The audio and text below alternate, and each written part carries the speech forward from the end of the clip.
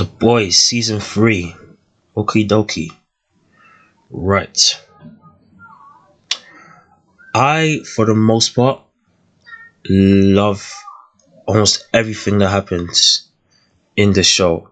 The finale didn't do it for me, but I accept that's because this show plays with expectations to me, and a part of me did expect a traditional superhero ending to season 3 in terms of certain fights and all that, such and such.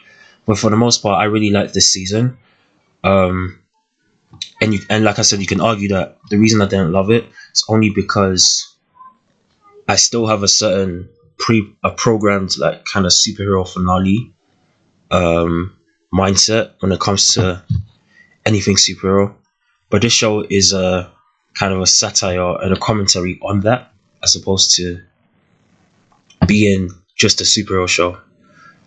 So I accept why that stops me from loving it, but it's still a concern of mine. I'll get to it. Let me break it down. First off, let's talk about characters. Okay, so The Boys this season. One thing I like about the season, with Huey's character, with Butcher's character, but also with Mother's Milk and Kimiko and Frenchie had that storyline, a joint storyline, sort of together. It explores everyone's emotional vulnerabilities and their weaknesses. I really love what they do with Mother's Milk and how much respect they put on him.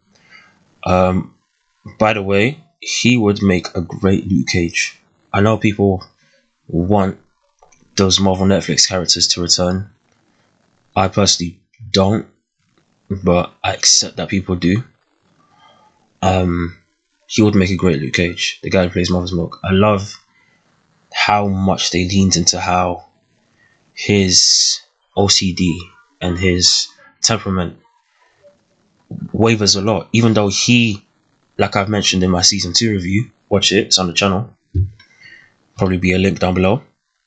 I mentioned in my season 2 review, Mother's Milk is the real, to me, anchor, emotional anchor for the boys and the group.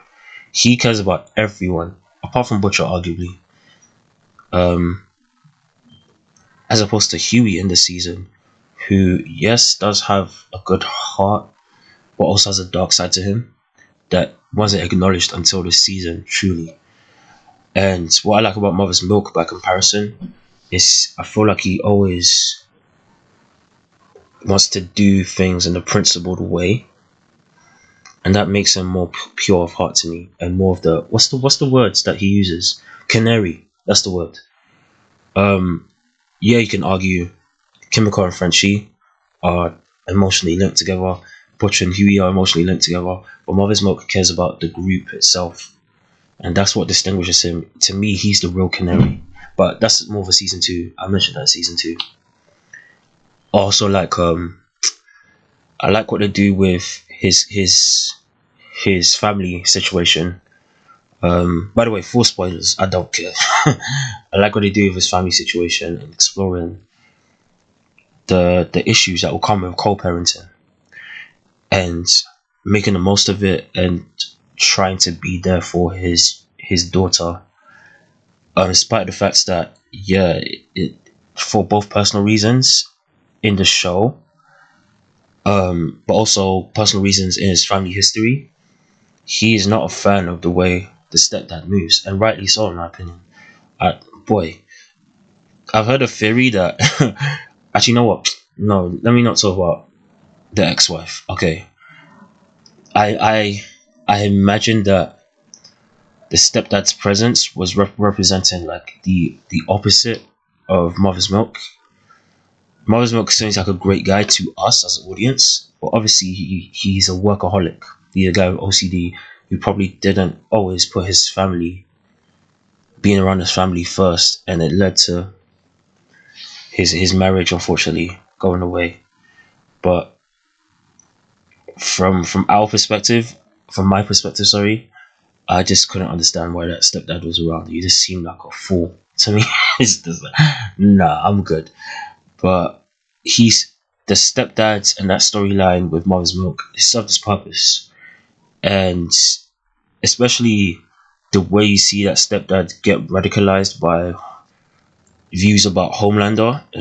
That was scary to look at. It was very like a Alex Jones Infowars type stuff. I like a lot of what they did. I also like, here's something I like about the season that I didn't expect to like. I like that Mother's Milk and the rest of the boys didn't all just take that Compound V, the V24 stuff, because that would have made it too easy. That would have been a very comic book, traditional superhero narrative way to level up the playing field to in this season kind of bring it up a notch, the stakes. But I'm glad they didn't. They actually found ways to still outsmart the enemies, the superpowered enemies. That made me feel good. Yeah, by at least by the end, the last two episodes, when I realized, oh, is this the smarter move? Don't just, because I'm aware they give in the comics, I think they all take Compound V at some point, all of the members of the boys, and they all get superpowers. I just like that this show found it seems like it's trying to kind of find smarter ways to do things as opposed to just going down the easy road, and I appreciate that. When you watch the show and it seems that way, it seems like they're not just going down the easy road with some of these characters. But speaking of the easy road out, Huey, right? I mentioned him before. Again with a vulnerability.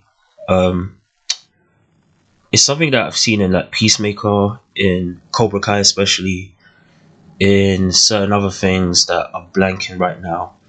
I like that they use him and his massive insecurity to explore something that I'm sure people won't feel too much sympathy for, understandably, but it's still a concern, regardless. How insecure men can feel if they don't, or how effed up men can feel because they're made to for weak, you know. I remember watching a reaction to one of the episodes where Huey's like shouting at Starlight and they're arguing like, "Oh, you always need to be stronger than me," and this, that, and the third, and how he feels weak and all that kind of anti Captain America stuff about, oh, you give a weak person strength and they use it wisely. Boy, I'm not sure about that. But I remember hearing a reactor arguing with someone else they were watching it with, and they brought up that it's still on Huey. That's not Starlight's fault if he feels that way.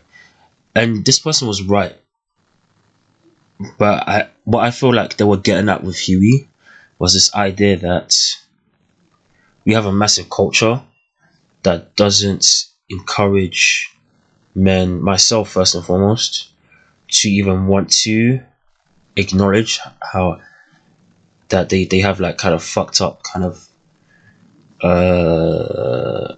issues that they lock away, that kind of emotional vulnerabilities from being bullied, from this, from being made to feel like if you don't do X, Y, and Z, you're weak, you're not a real man, you're not this, you're not that. I like that they explored that with him. I still feel like Huey definitely needs to go to therapy. Like, just because you quote unquote did the right thing, and in the last episode you didn't take that Compound V that was on the floor as the show's temptation, thrown that out there for him. Just because you didn't take it, just because you decided to, again, quote unquote, do the right thing, doesn't mean you did the right thing long term. If Huey in season 4 isn't seen a professional to encourage himself to deal with that pain of feeling weak from being bullied, from a situation with Robin and the trauma there, with his girlfriend dying in season 1. If he's not doing that, I hope they follow that up with showing us how he can still be toxic. And I also kind of don't want him and Starlight to be together, because I want Starlight to recognize that there's something there. Like she points out in one episode, this has always been you. there's always been a part of you that's felt this way clearly, no matter what he says about how he when they first went out, he didn't feel some type of way about Starlight's powers that didn't make him feel insecure. It clearly does, among various other things that make you feel weak and like a wimpy is the most polite term to put it. But I do like what he did. I like the commentary there about men's vulnerability and the culture around it. That you're not allowed to, or you're not encouraged. That's not true. You're not encouraged to be honest about that. I like that about Huey's story. Again, Butcher, similar. Actually, not similar thing. Actually, yeah, similar thing where he has a lot of mirrors to Homelander. There's a lot of mirror parallels in the season. Regardless, Homelander, the way he treats the Seven with Soldier Boy, the way he treated his team, Butcher, the way Butcher treats the boys. He behaves abusively. He just doesn't use the belt like his dad did. And there's lots of twists and turns in the season that I really like with his character and everyone else. And you're reminded how there's something very self-destructive about him that is arguably just as scary, if not scarier, than a Homelander, than a Soldier Boy. It's just because he happens to be on the side of our main characters, and he happens to be the main character, him and Huey, arguably. That we root for him a bit more, but for sure, Butcher, his biggest enemy is himself, and now the predicament he's in by the end of season 3. Let's see what they do, because he's clearly not gonna die. That's one thing we know for sure. Him and Homelander, if they die, the boys has to end. The show itself has to end. That's why I was at first excited for the season, because I was expecting this season to be the freaking death of Homelander.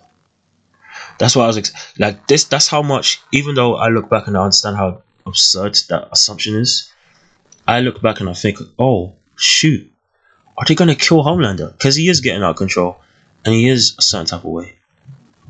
But now I realize that him, Butcher, they have to stick around. Otherwise, there's no show.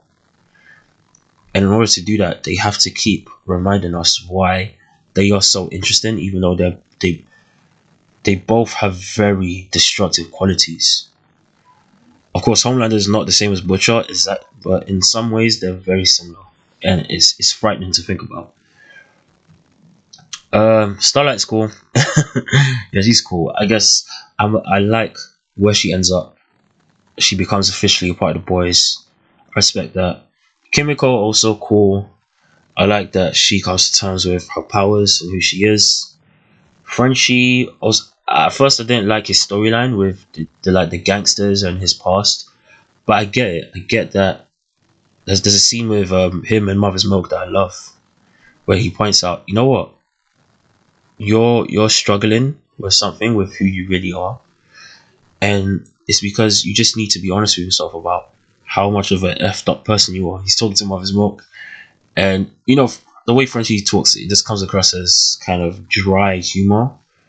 But he's being honest. He's confiding in a friend, and he tells him, "You're also a great person." To Mother's Milk, you're not just a guy who has kind of darkness in him. And he says, "I'm the same way." He also says, "I'm messed up too. I'm effed up as heck." And I love that realization. Again, him and Kimiko have, and the other members of the boys in their own way, that there's a lot more to us than just our origin stories, if you will. There's a lot more to us than this specific thing in our life made us angry at the world. No, we are messed up people, and the only difference arguably, with the people we hate is that they have powers, and they are also messed up. You know what I mean? Butcher points this out. Powers just make you more of what you already are.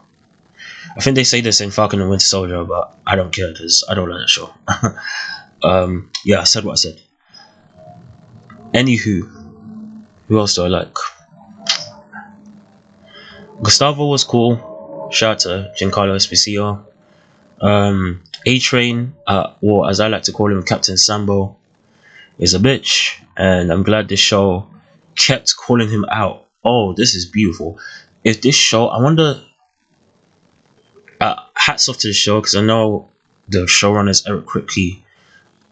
I don't know how many writers of color exist on this show. I hate, oh, that term is cringe. But either way, like, I love how this show keeps reminding us that just because you happen to come from the environment you come from doesn't mean that you're not garbage. It's arguably even worse with A Train because we keep getting evidence that he doesn't actually care about certain people around him. His brother. The only reason why he started giving a damn about Blue Hawk was because his brother showed him that video. If his brother didn't show him that video of Blue Hawk doing the madness in his old neighborhood, he wouldn't give a damn. He would just keep on selling his milkshakes or whichever, doing the stupid Kendall Jenner adverts. A Train garbage. I'm not even gonna call it bitch Train. That's his name, B Train. That, or I'll call him Captain Sambo because he's a Captain Sambo bitch. I don't really like when he changed back to his old costume, the blue and white costume. I thought to myself, that's not your real suit. If this show is about showing who you really are deep down, with or without powers, wear your Kunta Kente bitch Captain Sambo suit with the Kente cloth designs in it, because that's who you are. You're a minstrel cartoon. You don't care about your people. You don't care about anyone but yourself. You murder people all the time, just like your brother said. I don't want to murder anywhere near me where my children sleep. You don't just do it. You rely on vote and certain things, money, for personal gain. You don't care about your community. You murdered your own girlfriend. I haven't forgot that. Everyone else has forgot it. In season 1, he murdered Popclaw. He made it look like she overdosed on I don't know what it was, but I remember there was a scene in season 1 where he does like the fast flash run. He goes to visit her in like some secret safe house after she accidentally murders someone, and then he injects her. He quickly injects her with like a 10 needles in both arms, and then she just dies of overdose. And I remember he goes to Homelander at some point, and Homelander says, "Did you do it? It's done," or something like that. And then he says, "It's done." So he's garbage too. I feel like part of him needs to embrace that more, because the only redemption arc he's gonna have is if he also quits the Seven like Starlight. But then once he quits, he never speaks publicly on any shit again. If you want to save people privately in that neighborhood where your brother lives, okay, you can do that. Maybe I'll start to change my mind on you. But for now, like, get the heck out of my face.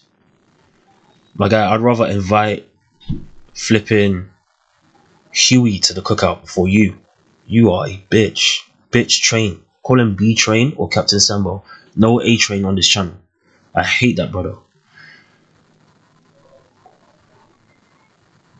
A Train to Africa. I forgot that. The guy's garbage. Anyway, moving on. Maeve, cool. I like her. Soldier Boy, I really like. I like that they use him again, similar with Stormfront and racism, to explore. Oh, this is what a Captain America would be like if he was real. And they explored how toxic he was, and how effed up he was to his team. Black Noir was great. That episode with the cartoon flashbacks, exploring his psyche. Loki, he gives me more of a Moon Knight vibe than Moon Knight. Like, he's mentally effed up because of his brain damage, but he's also like a stoic warrior. I kind of wish Moon Knight was a bit more like that. Because he every time we've seen Black Noir, he puts in work. I heard a lot of people didn't like how his story ended. I understand that. They wanted to see a fight. It's the same thing with me with the finale episode. But I don't mind how it ended, because that's what the show is. This show isn't a traditional superhero show. I understand we still want some traditional superhero things, but I get why it doesn't always end that way. It's understandable. I'm gonna end this review quick because I'm just scorching hot, like in London right now. What else is there to say? Boy, Ashley, I like her. She was cool. It's probably something obvious I'm forgetting. I don't know. Oh, Ryan. I like Ryan in the show too. Um, yeah, Ryan was cool, and the arc with him and how, like, the look on his face when Homelander lasered that guy in front of the crowds in the last episode. Scary, very scary. But let's see what that will bring him because he's gonna get older. I feel like he's not young enough to completely be molded by Homelander, but he's not old enough to have a mind of his own completely yet. And just like Homelander, he yearns to have connection. He knows that the reason why he's being moved to those safe houses isn't just because, oh, I can't be safe as long as Homelander knows where I live. The reason why he's also being held at a safe house is because he knows that he can't have a normal life because he's super strong. Because in reality, he couldn't just magically learn to control his natural strength. He might hurt someone. So let's see if, because Homelander wants to have a family connection, but also so does Ryan to a degree, and so does Soldier Boy to a degree. So we'll see in the next season if Homelander will allow Ryan to live his best life, to live the life that he wants to live. Because I remember that episode where Ryan's talking to Kimiko and he's doesn't like his powers either. He hates himself because of his powers too. And he brought up something about like a dog. Someone, I think that woman, Mallory, yeah, Mallory, who was with him at the safe house, wanted to buy him a dog, get him a dog, but he just said no because he was afraid he would hurt the dog. And there's something really tragic and sad about that, and just about superheroes in general, based on watching the show, that you can't ever feel normal. And also Compound V, this is what I like about it. It's a lack of withdrawal of your powers. I don't know if anyone's seen The Boys Diabolical, but that show makes comedic fun of it. This show a tiny bit makes comedic fun of it with like love sausage and all that stuff.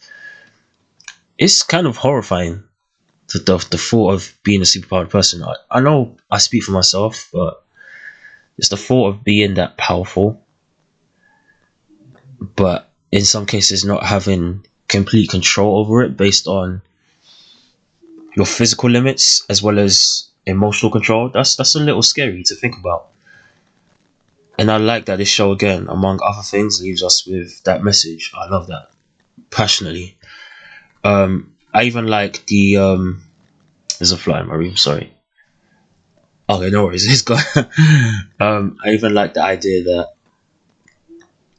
this show, the amount of jokes it makes about like woke Hollywood, again, similar to Peacemaker, similar to Cobra Kai and all that. Again, it feels like it's exploring how society just we struggle to build bridges with each other, with communities, and you see that because there's just so many moments in the show where you see people who are it feels like it's a response to fear, but also a response to like that need for trust, where you get tribal groups, like people who believe anything Homelander says, people who believe anything Starlight says, and they'll defend certain people. I like that a lot. I didn't realize how much that was just a normal part of the show until this season. It makes me feel really good. Like, I understand that a lot of people start to dislike that, but I thought it was important to point out because I liked it, and I feel like it's an important part of the show since season 1. It makes me feel some type of way. That's most of my thoughts on this show. Like I said, guys, I'm want to sign off quick because I am so hot right now in London. I can't tell you, boy. Unless you live in Africa, then I won't speak to you about hotness. But other than that, guys, tell me your thoughts down below on season 3. Like, share, subscribe for more. Signing out. Salute.